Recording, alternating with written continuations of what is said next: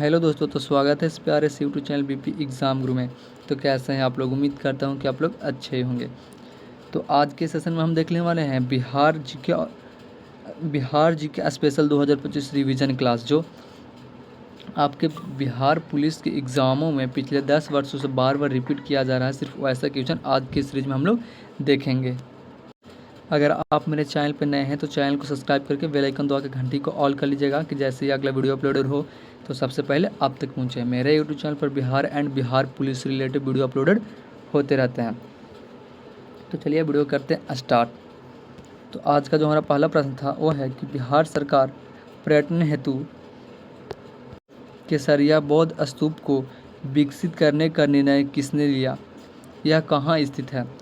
बिहार सरकार पर्यटन हेतु केसरिया बौद्ध स्तूप को विकसित करने का निर्णय लिया है। यह कहाँ स्थित है? इसका सही आंसर सी हो जाएगा, भागलपुर में स्थित है। कहाँ स्थित है? तो भागलपुर में स्थित है, जहाँ पर आप लोग बिहार सरकार पर्यटन हेतु केसरिया बौद्ध स्तूप को विकसित करने का निर्णय लिया है। यह कहाँ स्थित है? तो कहाँ स्थित है? तो पूर्वी चंपारण में हो जाएगा। कहाँ हो जाएगा? पूर्वी चंपारण में हो जाएगा। यहाँ पे आप लोग देख सकते हैं पूर्वी चंपारण में हो जाएगा, जो तीसरा ऑप्शन में दिया हुआ है। अब अगला प्रश्न यहाँ पे है कि विक्रमशिला विश्वविद्यालय की स्थापना किस मगध सम्राट ने शासनकाल में हुआ था? विक्रमशिला विश्वविद्यालय की स्थापना किस मगध सम्राट के शासनकाल में हुआ था? तो किस मगध सम्राट के शासनकाल में हुआ था दोस्त? इसका सही आंसर सी हो जाएगा, धर्मपाल के अथी में। धर्मपाल जो यहाँ पे आप लोग देख सकते हैं तीसरा ऑप्शन में दिया हुआ धर्मपाल। किसके शासनकाल में हुआ था? तो धर्मपाल के शासनकाल में हुआ था विक्रमशिला विश्वविद्यालय की स्थापना। अब यहाँ पे अगला प्रश्न है कि बिहार शरीफ का प्राचीन नाम क्या था? बिहार शरीफ का प्राचीन नाम क्या था? तो बिहार शरीफ का प्राचीन नाम क्या है? तो उदंतपुर हो जाएगा। क्या? उदंतपुर हो जाएगा, जो दूसरा ऑप्शन में आपको देखने को मिल रहा होगा यहाँ पे उदंतपुर। बिहार शरीफ का प्राचीन नाम क्या था? तो उदंतपुर हो जाएगा, जो आपको दूसरा ऑप्शन में दिख रहा होगा उदंतपुर। अब अगला प्रश्न यहाँ पे है कि उदंतपुरी विश्वविद्यालय की स्थापना किस पासवंशीय शासन ने करवाई थी? उदंतपुर विश्वविद्यालय की स्थापना किस पाल वंशीय शासन ने करवाई थी? उदंतपुर विश्वविद्यालय की जो स्थापना है वो किस पाल वंशीय शासन ने करवाई थी? तो इसका सही आंसर ए हो जाएगा, गोपाल। क्या? गोपाल के शासनकाल में किन्होंने करवाया था? तो गोपाल ने करवाया था, जहाँ पे आपको पहला ऑप्शन में दिख रहा होगा। बिल्कुल ही मोस्ट इंपॉर्टेंट क्वेश्चन है, जो पिछले 10 वर्षों से बार बार रिपीट किया जा रहा है। वैसा क्वेश्चन आज के सेशन में हम लोग देख रहे हैं। अब यहाँ पे है कि सासाराम के किस पहाड़ी पर सम्राट अशोक का शिलालेख पाया गया है? सासाराम के किस पहाड़ी पर सम्राट अशोक का शिलालेख पाया गया है? तो इसका सही आंसर ए हो जाएगा, चंदनपीर पहाड़ी। क्या? चंदनपीर पहाड़ी, जो पहला ऑप्शन में यहाँ पे आपको देखने को मिल रहा होगा, चंदनपीर पहाड़ी।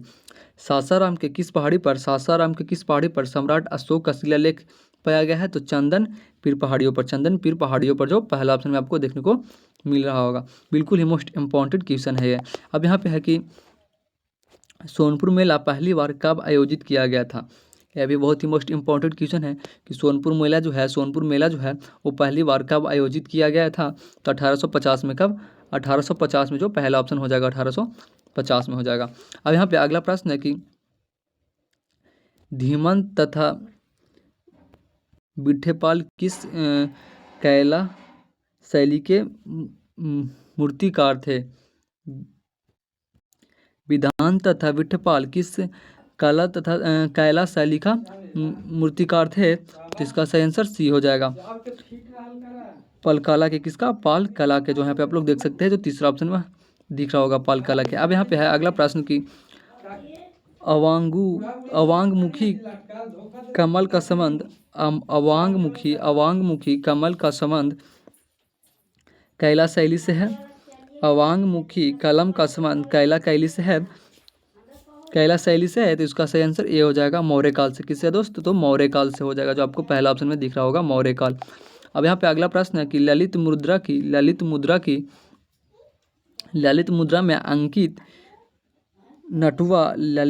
में अंकित नटुआ बैल का अवशेष कहाँ से प्राप्त हुआ है? ललित मुद्रा में अंकित नटुआ बैल की अंकित नटुआ बैल का अवशेष कहाँ से प्राप्त हुआ है? तो इसका सही आंसर डी हो जाएगा, रामपुर से। कहाँ से? रामपुरवा से। रामपुरवा से यहाँ पे आप लोग देख सकते हो, चौथा ऑप्शन में है रामपुरवा। अब अगला प्रश्न यहाँ पे है कि मंजूषा चित्रशैली किस रूप में लोकप्रिय थी? मंजूषा चित्रशैली किस रूप में लोकप्रिय थी? तो किस रूप में लोकप्रिय थी? तो इसका सही आंसर बी हो जाएगा, अंग क्षेत्र में। किसमें? अंग क्षेत्र में हो जाएगा, जो यहाँ पे दूसरा ऑप्शन में आपको दिख रहा होगा, अंग क्षेत्र में। किसमें? अंग क्षेत्र में।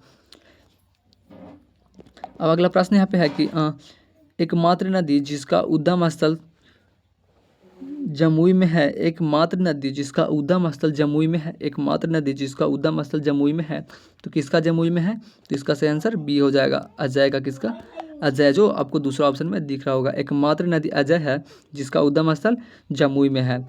अब अगला प्रश्न यहाँ पे है कि राजपुर नहर परियोजना किस नहर की एक शाखा है? राजपुर नहर परियोजना किस नहर की एक शाखा है? तो राजपुर नहर परियोजना किस नहर की एक शाखा है दोस्त? तो इसका सही आंसर सी हो जाएगा, पूर्वी कोसी नहर। क्या? पूर्वी कोसी नहर, जो आपको तीसरा ऑप्शन में दिख रहा होगा, पूर्वी कोसी नहर। अब यहाँ पे अगला प्रश्न है कि बिहार में नवनिर्मित सभ्यता द्वारा कहाँ स्थित है? बिहार में नवनिर्मित सभ्यता द्वारा कहाँ स्थित है? तो पटना में हो जाएगा। कहाँ है? तो पटना में हो जाएगा, जो आपको पहला ऑप्शन में दिख रहा होगा, पटना। अब अगला प्रश्न यहाँ पे है कि प्रसिद्ध माँ मुंडेश्वरी मंदिर बिहार के किस जिले में स्थित है?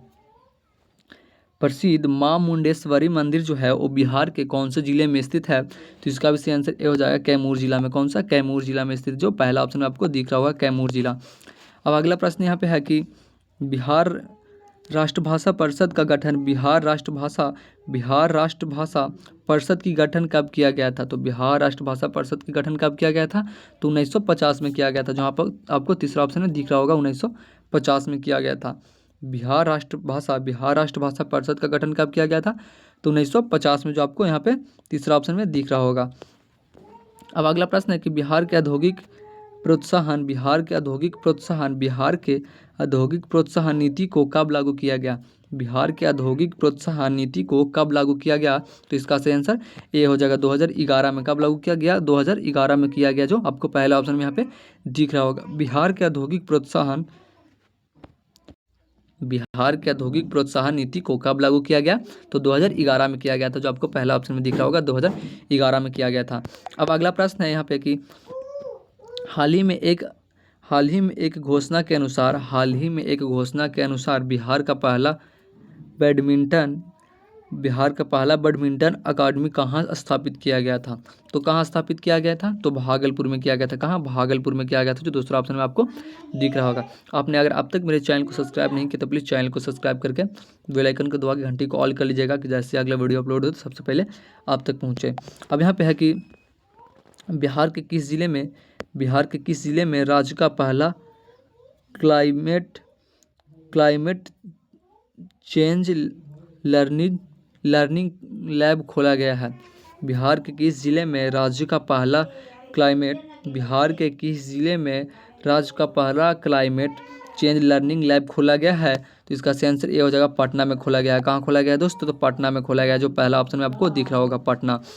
अब अगला प्रश्न यहाँ पे कि बिहार के किस रेलवे स्टेशन पर पहला ब्रेल लिपि मैप लगाया गया है? बिहार के किस रेलवे स्टेशन पर पहला ब्रेल लिपि मैप लगाया गया है? तो इसका सही आंसर सी हो जाएगा, पटना जंक्शन पे। कहाँ लगाया गया है? तो पटना जंक्शन पे लगाया गया, जो तीसरा ऑप्शन में आपको दिख रहा होगा, पटना जंक्शन पे। अब अगला प्रश्न यहाँ पे है कि बाबा बामेश्वर नाथ का मेला कहाँ लगता है? बाबा बामेश्वर नाथ का मेला कहाँ लगता है? तो ब्रह्मपुर भोजपुर में लगता है। कहाँ लगता है? ब्रह्मपुर नाम के एक भोजपुर में लगता है, जो यहाँ पे आपको तीसरा ऑप्शन में दिख रहा होगा, ब्रह्मपुर भोजपुर। अब यहाँ पे अगला प्रश्न है कि नालंदा विश्वविद्यालय का स्थापना का युग है? नालंदा जो विश्वविद्यालय स्थापना हुआ था, तो कौन सा युग में हुआ था? तो इसका सही आंसर सी हो जाएगा। क्या? गुप्त युग में हुआ था। कब हुआ था? तो गुप्त युग में हुआ था, जो आपको तीसरा ऑप्शन में दिख रहा होगा, गुप्त युग में हुआ था। नालंदा विश्वविद्यालय की स्थापना जो है वो गुप्त युग में हुआ था। अगर आपने अब तक मेरे चैनल को सब्सक्राइब नहीं किया तो प्लीज़ चैनल को सब्सक्राइब करके बेल आइकन दबा घंटी को ऑल कर लीजिएगा। अब यहाँ पे है कि नीति कठिया कानून किस स्थान पर स्थित, नीति काठिया कानून जो है किस स्थान पर किसकी खेती से संबंधित है। तीन काठिया कानून जो है वो किस स्थान पर, तीन काठिया कानून जो है वो किस स्थान पर किसकी खेती से संबंधित है। तो इसका सही आंसर सी हो जाएगा, चंपारण नील से। क्या चंपारण नील से हो जाएगा, जो यहाँ पे आपको तीसरा ऑप्शन में दिख रहा होगा, चंपारण नील से। अब यहाँ पे अगला प्रश्न है कि निम्न नदियों में सबसे अधिक नदीपथ परिवर्तन किसने किया है। निम्न नदियों में सबसे अधिक नदीपथ परिवर्तन किसने किया है। तो किसने किया है दोस्त, तो कोसी नदी किया है। किसने किया है, तो कोसी नदी ने किया, जो आपको तीसरा ऑप्शन में दिख रहा होगा, कोसी नदी। अब अगला प्रश्न यहाँ पे है कि बिहार के निम्न जिलों में से किस जिले में पिडमांट स्पैम मिट्टी पाया जाती है। बिहार के निम्न जिलों में से किस जिले में पिडमांट स्पैम मिट्टी पाई जाती है। तो कौन सा जिले में पाई जाती है दोस्त, तो मधुबनी में हो जाएगा, सीतामढ़ी में हो जाएगा। कहाँ हो जाएगा, सीतामढ़ी में हो जाएगा, जो आपको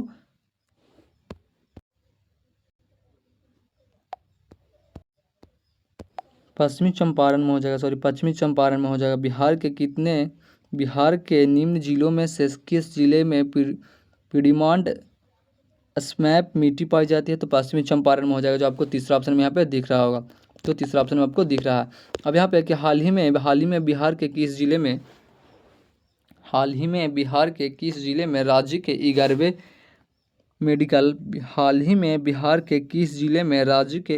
मेडिकल कॉलेज के निर्माण का मंजूरी दी गई है।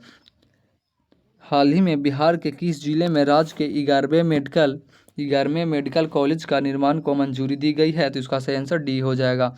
कौन सा, तो पूर्णिया में। कौन सा, पूर्णिया में हो जाएगा, जो चौथा ऑप्शन में आपको दिख रहा होगा, पूर्णिया में हो जाएगा। अब यहाँ पे है कि बिहार के किस जिले में अनुसूचित जातियों की संख्या प्रतिशत सबसे कम है। बिहार के किस जिले में अनुसूचित जातियों की संख्या सबसे कम है। तो कहाँ है दोस्त, तो इसका सही आंसर ए हो जाएगा। इसका सही आंसर ए हो जाएगा, किशनगंज में हो जाएगा। कहाँ हो जाएगा, किशनगंज में हो जाएगा, जो आपको पहला ऑप्शन में दिख रहा होगा, किशनगंज। अब अगला प्रश्न यहाँ पे है कि त्रिवेणी नहर में किस नदी से पानी आता है। त्रिवेणी नहर में किस नदी से पानी आता है। तो मयूराक्षी नदी से आता है, गंडक नदी से आता है। कहाँ से आता है, गंडक नदी से आता है, जो आपको तीसरा ऑप्शन में दिख रहा होगा, गंडक नदी। त्रिवेणी नहरें में किस नदी से पानी आता है। तो गंडक नदी से आता है। कहाँ से आता है, तो गंडक नदी से आता है, जो तीसरा ऑप्शन में आपको दिख रहा होगा। अब अगला प्रश्न यहाँ पे है कि निम्न में से कौन सा बौद्ध पवित्र स्थल निम्नलिखित में से कौन सा बौद्ध पवित्र स्थल निरंजना नदी पर स्थित है। तो निरंजना नदी पर कौन सा स्थित है। तो इसका सही आंसर ए हो जाएगा, बोध गया। क्या, बोध गया, जहाँ पे आप लोग पहला ऑप्शन में आपको दिख रहा होगा, बोध गया।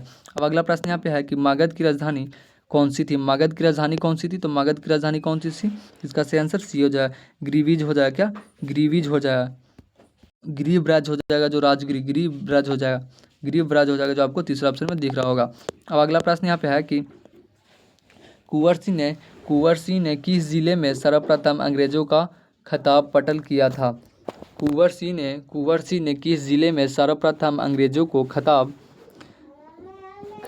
पटल किया था। तो इसका सही आंसर क्या हो जाएगा, इसका सही आंसर बी हो जाएगा, शाहाबाद। क्या, शाहाबाद हो जाएगा, जो दूसरा ऑप्शन आपको दिख रहा होगा, शाहाबाद। अब अगला प्रश्न यहाँ पे है, अब यहाँ पे स्टैटिक जीके के हम लोग देखेंगे। स्टैटिक जीके के क्वेश्चन यहाँ पे अब हम लोग देखेंगे। तो स्टैटिक जीके के क्वेश्चन है कि बांदेवगढ़ राष्ट्रीय योजना किस राज्य में स्थित है। बांदेवगढ़ राष्ट्रीय योजना किस राज्य में स्थित है। तो यहाँ पे देख सकते हैं कौन सा राज्य में स्थित है। तो मध्य प्रदेश में हो जाएगा। क्या, मध्य प्रदेश में हो जाएगा, जो आपको दूसरा ऑप्शन में दिख रहा होगा, मध्य प्रदेश में हो जाएगा। अब यहाँ पे कौन सा राज्य बावड़ियों के लिए प्रसिद्ध है। कौन सा राज्य जो है वो बावड़ियों के लिए प्रसिद्ध है। तो कौन सा राज्य बावड़ी के लिए प्रसिद्ध है। तो गुजरात हो जाएगा। क्या, गुजरात हो जाएगा, जो आपको दूसरा ऑप्शन में दिख रहा होगा, गुजरात। कौन सा राज्य जो है बावड़ियों के लिए प्रसिद्ध है। तो गुजरात हो जाएगा। कौन सा, तो गुजरात हो जाएगा। अब है कि चिल्का झील कहाँ स्थित है। तो चिल्का झील कहाँ स्थित है। तो चिल्का झील कहाँ स्थित है, इसका सही आंसर ए हो जाएगा, उड़ीसा में है। कहाँ है, उड़ीसा में है, जो आपको पहला ऑप्शन में दिख रहा होगा, उड़ीसा में है। चिल्का झील कहाँ है, तो उड़ीसा में है। अब यहाँ पे है कि भारत में सबसे ऊंची चोटी कौन सी है, तो भारत में सबसे ऊंची चोटी कौन सी है, तो K2 गार्डविन होगा, K2 गार्डविन ऑस्टिन हो जाएगा, जो आपको यहाँ पे चौथा ऑप्शन में दिख रहा होगा, जो चौथा ऑप्शन में दिख रहा होगा। अब यहाँ पे कि सबरीमाला निम्नलिखित में से किस राज्य में स्थित है, सबरीमाला निम्नलिखित में से किस राज्य में स्थित है, तो केरला में हो जाएगा, कहाँ हो जाएगा, केरला में हो जाएगा, जो यहाँ पे तीसरा ऑप्शन में आपको दिख रहा होगा, केरला में हो जाएगा। अब है कि माउंट आबू जो एक पर्वतीय स्थल है, माउंट आबू जो एक पर्वतीय स्थल है, कौन सी पर्वत श्रृंखला पर स्थित है, तो कौन सी पर्वत श्रृंखला पर स्थित है, तो अरावली पे हो जाएगा, कहाँ हो जाएगा, अरावली पे हो जाएगा, जो आपको तीसरा ऑप्शन में दिख रहा होगा, अरावली पे हो जाएगा। अब अगला प्रश्न है कि उत्तर और दक्षिण भारत को कौन सी पर्वत श्रृंखला पृथक करती है, उत्तर और दक्षिण भारत को कौन सी पर्वत श्रृंखला पृथक करती है, तो विंध्य करती है, क्या करती है, विंध्य करती है, जो आपको यहाँ पे तीसरा ऑप्शन दिख रहा होगा, विंध्य वो करती है। अब अगला प्रश्न है कि बलिहर द्वीप का नया नाम क्या है, बलिहर द्वीप का नया नाम क्या है, तो बलिहर द्वीप का नया नाम क्या है, तो इसका आंसर सी हो जाएगा, अब्दुल कलाम द्वीप। क्या, अब्दुल कलाम द्वीप यहाँ पे आपको तीसरा ऑप्शन में दिख रहा होगा, अब्दुल कलाम द्वीप।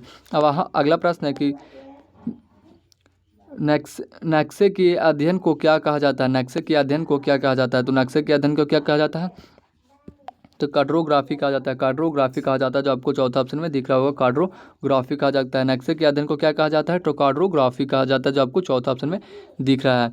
अगर आपने अब तक मेरे चैनल को सब्सक्राइब नहीं किया तो प्लीज़ चैनल को सब्सक्राइब करके मेरे चैनल से जुड़ जाइए। है कि पृथ्वी का सबसे निकटतम ग्रह कौन सा है, पृथ्वी का सबसे निकटतम ग्रह कौन सा है, तो शुक्र हो जाएगा, क्या, शुक्र हो जाएगा, जो आपको यहाँ पे पहला ऑप्शन में दिख रहा होगा, शुक्र हो जाएगा। अब अगला प्रश्न यहाँ पे है कि अफ्रीका की सबसे बड़ी झील कौन सी है, अफ्रीका की सबसे बड़ी झील कौन सी है, तो अफ्रीका की सबसे बड़ी झील कौन सी हो जाएगी, तो इसका सही आंसर ये हो जाएगा, बकाल। क्या, बकाल हो जाएगा। अफ्रीका की सबसे बड़ी झील कौन सी हो जाएगी, तो अकाल झील हो जाएगी, कौन सी, अकाल झील हो जाएगी। अब अगला प्रश्न यहाँ पे है कि केटू पर्वत जो है, केटू पर्वत की कुल लंबाई कितनी है, केटू पर्वत की कुल ऊंचाई कितनी है, केटू पर्वत की कुल ऊंचाई कितनी है, तो 8616 मीटर, 8616 मीटर जो है केटू पर्वत की ऊंचाई है। अब अगला प्रश्न यहाँ पे है कि वेल्ड किस देश की घास स्थल है, वेल्ड जो है वो किस देश की घास स्थल है, तो किस देश की है दोस्त, इसका सही आंसर सी हो जाएगा, दक्षिण अफ्रीका की। क्या, दक्षिण अफ्रीका की हो जाएगी, जो तीसरा ऑप्शन में आपको दिख रहा होगा, दक्षिण अफ्रीका। अब अगला प्रश्न है कि श्रीशैलम परियोजना किस नदी पर स्थित है, श्रीशैलम परियोजना जो है वो किस नदी पर स्थित है, श्रीशैलम परियोजना किस नदी पर स्थित है, तो कृष्णा नदी पे, कौन सा, तो कृष्णा नदी पे हो जाएगा, जो आपको तीसरा ऑप्शन में दिख रहा होगा, कृष्णा नदी पे। अब अगला प्रश्न यहाँ पे है कि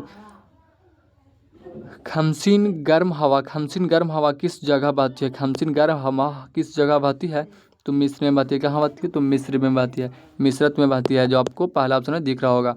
अब है कि कैंगा परमाणु ऊर्जा केंद्र किस राज्य में स्थित है, कैंगा परमाणु ऊर्जा केंद्र किस राज्य में स्थित है, तो कर्नाटक में हो जाएगा, कौन सा, कर्नाटक में हो जाएगा, जो आपको चौथा ऑप्शन में दिख रहा होगा। कैंगा परमाणु ऊर्जा केंद्र किस राज्य में स्थित है, कर्नाटक में हो जाएगा, किस राज्य में, कर्नाटक में हो जाएगा। अब है कि लोटा हुआ गृह किससे कहा जाता है, लोटा हुआ गृह किसे कहा जाता है, तो अरुण में, किसको कहते हैं, अरुण को कहते हैं, जो आपको पहला ऑप्शन में दिख रहा होगा, अरुण। अब अगला प्रश्न यहाँ पे है कि बैकाल झील किस देश में स्थित है, बैकाल झील जो है वो कौन सा देश में स्थित है, तो बैकाल झील कौन सा देश में स्थित है, तो रूस में हो जाएगा, कहाँ स्थित है, तो रूस में हो जाएगा, बैकाल झील जो है वो कौन सा देश में स्थित है, तो रूस में हो जाएगा। अब अगला प्रश्न यहाँ पे है कि मकर रेखा को 2 बार कौन सी नदी काटती है, मकर रेखा को 2 बार कौन सी नदी काटती है, मकर रेखा को 2 बार कौन सी नदी काटती है, तो लिम्पो नदी काटती है, क्या, लिम्पोपो नदी काटती है, जो आपको पहला ऑप्शन में दिख रहा होगा, लिम्पोपो नदी। अब अगला प्रश्न यहाँ पे है कि गंगोत्री नेशनल पार्क किस राज्य में स्थित है, गंगोत्री नेशनल पार्क जो है वो कौन से राज्य में स्थित है, तो उत्तराखंड में हो जाएगा, क्या, उत्तराखंड में हो जाएगा, जो आपको पहला ऑप्शन दिख रहा होगा, उत्तराखंड में। गंगोत्री नेशनल पार्क जो है वो किस राज्य में स्थित है, तो उत्तराखंड में हो जाएगा, गंगोत्री नेशनल पार्क जो है वो किस राज्य में स्थित है, तो उत्तराखंड में हो जाएगा, जो आपको दूसरा ऑप्शन में दिख रहा होगा। अब अगला प्रश्न यहाँ पे है कि गांधीनगर किस नदी के किनारे स्थित है, गांधीनगर जो है किस नदी के किनारे बसा है, गांधीनगर जो है वो किस नदी के किनारे बसा है, तो साबरमती, क्या, साबरमती हो जाएगा, जो आपको तीसरा ऑप्शन में दिख रहा होगा, साबरमती। और अगला प्रश्न यहाँ पे है कि वर्लिन किस नदी के किनारे है, वर्लिन किस नदी के किनारे है, तो अस्प्रिय हो जाएगा, क्या, अस्प्रिय हो जाएगा, अस्प्रिय, जहाँ पे आपको पहला ऑप्शन में दिख रहा होगा। अब यहाँ पे अगला प्रश्न है कि नहरों का देश किसे कहा जाता है, नहरों का देश किसे कहा जाता है? तो नहरों का देश किसे कहा जाता है? तो पाकिस्तान को कहा जाता है। किसको कहा जाता है? तो पाकिस्तान को कहा जाता है। यहाँ पे आप लोग देख सकते हैं, पाकिस्तान को नहरों का देश कहा जाता है, जो दूसरा ऑप्शन में है, जो दूसरा ऑप्शन में है। अब यहाँ पे अगला प्रश्न है कि तुजु दर्रा किस राज्य में स्थित है? तुजु दर्रा किस राज्य में स्थित है? तुजु दर्रा किस राज्य में स्थित है? तो मणिपुर में हो जाएगा। कहाँ स्थित है? तो मणिपुर में हो जाएगा, जो आपको चौथा ऑप्शन में दिख रहा होगा, मणिपुर। अब अगला प्रश्न है कि भूटान की सीमा कितने भारतीय राज्य से लगती है? भूटान की सीमा कितने भारतीय राज्य से लगती है? तो भूटान की सीमा कितने भारतीय राज्य से लगती है? तो 4 राज्यों से। कितने? 4 राज्यों से लगती है, जो आपको तीसरा ऑप्शन में दिख रहा होगा। तो आज के लिए इतने काफ़ी। अब मिलते हैं अगले वीडियो के साथ, तब तक के लिए जय हिंद जय भारत। अगर वीडियो अच्छा लगे तो लाइक शेयर करें, अपने दोस्तों के पास भी शेयर कर दीजिएगा, और चैनल को सब्सक्राइब करना ना भूलें प्लीज़।